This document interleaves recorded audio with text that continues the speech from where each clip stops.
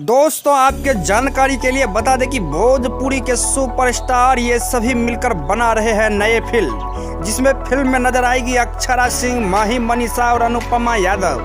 तो क्या है खबर की पूरी जानकारी हम आपको आगे वीडियो में बताएंगे। इससे पहले अगर आप मेरे चैनल पे नए हैं तो मेरे इस चैनल को सब्सक्राइब और वीडियो को लाइक जरूर कर दें। दोस्तों आपके जानकारी के लिए बता दें कि यस्सी फिल्म के बैनर तले ये फिल्म बनने जा रहा है, जिसमें भोजपुरी के महान सुपरस्टार खेसारी लाल यादव भी नजर आएंगे और साथ में अनुपमा यादव रहेगी और अक्षरा सिंह हीरोइन रहेगी और साथ में माही मनीषा और त्रिशाकर मधु ये भी अब की बार फिल्म में नजर आएगी।